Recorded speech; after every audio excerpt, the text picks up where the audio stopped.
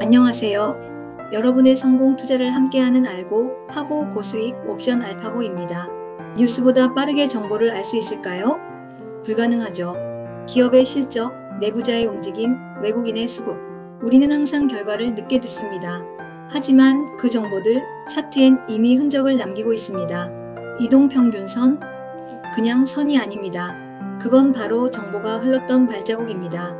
복잡한 주식 차트 어디부터 봐야 할지 막막하셨죠? 오늘은 주식 차트의 가장 기본이면서도 강력한 도구 바로 이동평균선에 대해 아주 쉽게 알려드릴게요. 이동평균선은 주식시장의 흐름을 읽는 나침반과 같습니다.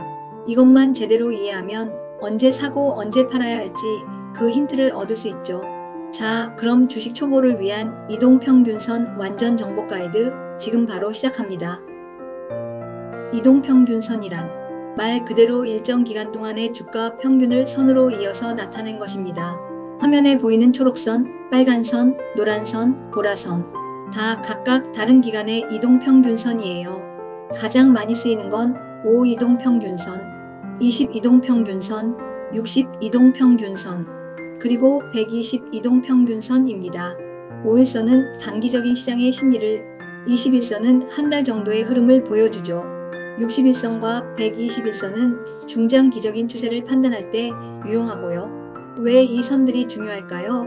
이 선들은 단순히 주가 평균을 넘어 현재 주가가 어떤 방향으로 움직이는지, 즉 추세를 한눈에 보여줍니다. 만약 이 선들이 위로 나란히 향한다면 상승 추세라고 판단할 수 있고, 반대로 아래로 향한다면 하락 추세라고 짐작해 볼 수 있습니다. 자, 그럼 이 이동평균선 도대체 어떻게 만들어지는 걸까요? 어려운 계산은 필요 없습니다. 아주 간단한 예시로 설명해 드릴게요. 만약 우리가 5일 이동평균선을 구한다고 가정해 봅시다. 오늘이 금요일이고 우리는 월요일부터 금요일까지의 주가 데이터를 가지고 있어요. 월요일 종가가 100원, 화요일 110원, 수요일 105원, 목요일 120원. 그리고 오늘 금요일이 115원이라고 해볼게요. 그럼 이 5 이동평균선은 이 5개 종가를 모두 더한 다음 5로 나누는 겁니다. 그래서 오늘 5 이동평균선 값은 110이 되는 거죠. 이렇게 매일매일 새로운 평균값이 계산되고 이 점들을 이어서 만든 선이 바로 여러분이 차트에서 보는 이동평균선이 되는 겁니다. 참 쉽죠? 그런데 이동평균선이 하나만 있는 게 아니었다고요? 네, 맞습니다. 이동평균선은 주가 변화를 반영하는 방식에 따라 여러 종류가 있는데요. 그중 가장 대표적인 두 가지, 단순 이동평균인 SMA와 지수 이동평균 EMA가 있습니다. 두 개의 차트에서 붉은 선이 20 SMA이고 파란 선이 20 EMA인데 서로 차이나는 부분을 여러분은 찾을 수 있으실까요? 조금 전 영상에서 계산해봤던 방법으로 계산된 값이 단순 이동평균선 SMA입니다. 초보 투자자나 장기 투자자들에게 가장 기본적인 추세 확인 지표로 널리 사용됩니다. 대부분의 증권사 차트의 기본 설정이 단순 이동평균선인 경우가 많고, 주가의 큰 흐름이나 장기적인 추세를 보며 안정적인 매매를 선호하는 투자자들에게 인기가 많습니다. 그리고 지수 이동평균선 EMA는 최근 주가 데이터에 더 큰 가중치를 부여하여 평균을 내는 것으로 단기 매매, 스캘핑, 데이 트레이딩 등 빠른 매매를 지향하는 투자자들에게 인기가 많습니다. 특히 변동성이 큰 코인 시장 등에서는 최신 가격을 빠르게 반영하는 EMA를 선호하는 경향이 있습니다. 추세 전환의 신호를 조금이라도 빨리 파악하고 싶은 투자자들이 즐겨 사용합니다. 이동평균선에는 5일선, 21선처럼 여러 종류가 있다는 걸 눈치채셨을 거예요. 그럼 각 선들은 어떤 의미를 가지고 있고 어떤 흐름과 투자자들의 심리를 반영하는지 알아보겠습니다. 5일 이동평균선은 최근 오거래일, 즉 일주일 동안의 주가 평균을 나타냅니다. 이 선은 주가의 단기적인 움직임에 가장 빠르게 반응하는 가장 민감한 선이에요. 단타 매매나 초단기적인 추세 전환 신호를 볼 때 유용합니다. 다음으로 20일 이동평균선은 약 한 달간의 주가 평균을 나타내는데요. 주식 차트 분석에서 가장 중요하게 여겨지는 생명선 혹은 심장선이라고 불립니다. 이 선의 방향이 현재 주가의 중기적인 추세를 가장 잘 보여줍니다. 21선이 우상향하고 있다면 주가가 상승 추세에 있다는 강력한 증거가 되고요. 이 선이 깨져서 하방으로 기울어지면 중기적인 상승 추세가 꺾였다고 판단하기도 합니다. 저도 골든크로스와 데드크로스를 판단할 때 이 21선을 매우 중요하게 생각합니다. 60일 이동평균선은 약 3개월, 즉 한 분기 동안의 주가 평균을 나타내는 중장기선입니다. 이 선은 주로 기관이나 외국인, 투자자 같은 큰손들의 매매 동향을 반영한다고 해서 수급선이라고도 불려요. 이들의 매매는 주가에 큰 영향을 미치기 때문에 61선의 방향이나 지지 저항 여부를 통해 중장기적인 수급 흐름을 파악하는 데 중요하게 활용됩니다. 마지막으로 120일 이동평균선은 약 6개월 반기 동안의 주가 평균을 나타내는 장기적인 선입니다. 이 선은 개별 기업의 주가 흐름을 넘어 전반적인 시장의 경기 흐름을 반영한다고 하여 경기선이라고도 부릅니다. 121선이 우상향하고 있다면 시장 전체가 강한 대세 상승장에 있다는 의미이고, 반대로 우하향한다면 대세 하락장일 가능성이 높습니다.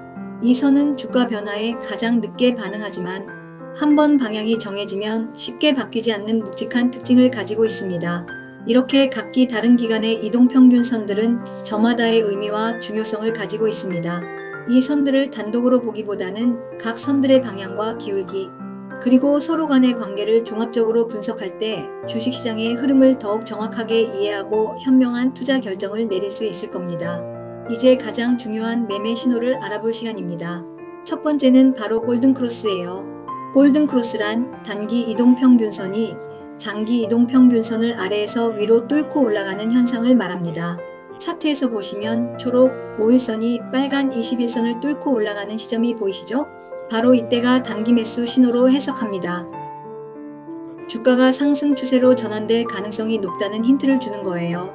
골든크로스가 발생한 후 주가가 상승하는 경우가 많기 때문에 많은 투자자들이 이 신호를 중요하게 여깁니다. 하지만 모든 골든크로스가 항상 성공하는 건 아니니 다른 지표들과 함께 확인하는 지혜가 필요해요. 그리고 투자자마다 단기 평선과 장기 평선 기준을 5일과 20일로 할지 아니면 20일과 60일로 할지는 투자 성향에 따라 다르죠. 짧은 거래를 원하면 짧게, 장기 투자 원하면 긴 이평선을 기준으로 합니다. 골든크로스가 매수 신호라면 그 반대 개념인 데드크로스는 바로 매도 신호입니다. 데드크로스는 단기 이동평균선이 장기 이동평균선을 위해서 아래로 뚫고 내려가는 현상을 말합니다. 이는 주가가 하락 추세로 전환될 가능성이 높다는 위험 신호로 해석됩니다. 차트에서 초록 5일선이 빨간 21선을 뚫고 내려가는 시점을 주의 깊게 보세요. 데드크로스가 발생한 후에는 주가가 추가적으로 하락하는 경우가 많습니다. 불필요한 손실을 막기 위해서는 이 신호가 나타났을 때 빠르게 대응을 고려하는 것이 중요합니다. 이 두 가지 크로스 신호만 잘 알아도 주식 차트를 보는 눈이 한층 업그레이드 될 거예요. 이동평균선은 단순한 매수 매도 신호 외에도 아주 중요한 역할을 합니다. 바로 주가의 지지선과 저항선이 된다는 건데요. 주가가 떨어지다가 이동평균선에 닿은 후 다시 반등하는 경우가 있습니다. 이 지지선이 강하면 주가는 쉽게 아래로 내려가지 않으려 합니다. 다음은 저항선입니다. 반대로 주가가 오르다가 이동평균선에 부딪힌 후 다시 하락하는 경우도 있습니다. 이때 이동평균선은 주가의 상승을 막는 역할을 했다고 해서 저항선이라고 부릅니다. 저항선을 뚫고 올라가지 못하면 주가는 다시 하락할 가능성이 높습니다. 이동평균선은 정말 유용한 도구지만 몇 가지 유의할 점이 있습니다. 이동평균선은 과거 데이터를 기반으로 한 후행성 지표입니다. 즉 이미 발생한 추세를 보여주는 것이죠. 미래를 100% 예측할 수는 없습니다. 그리고 횡보장에서는 신뢰도가 떨어집니다. 주가가 박스권에서 크게 오르내리지 않고 옆으로 기는 횡보장에서는 이동평균선들이 서로 꼬이고 뭉개져서 정확한 신호를 주기 어렵습니다. 그래서 거래량, MACD 같은 다른 보조지표들과 함께 분석하면 더욱 정확한 판단을 내릴 수 있습니다. 이제 자신의 투자 성향에 맞는 단기, 장기 이평선을 HTS에서 설정하고 색상도 자신이 원하는 색상으로 입혀 놓으세요. 자, 이제 이동평균선 매매 기법에 대해 충분히 이해하셨을 겁니다. 오늘 영상의 핵심은 이동평균선을 활용하여 주가의 추세를 파악하고 골든크로스 매수와 데드크로스 매도 신호를 잘 포착하며 지지선과 저항선으로 활용하는 것입니다.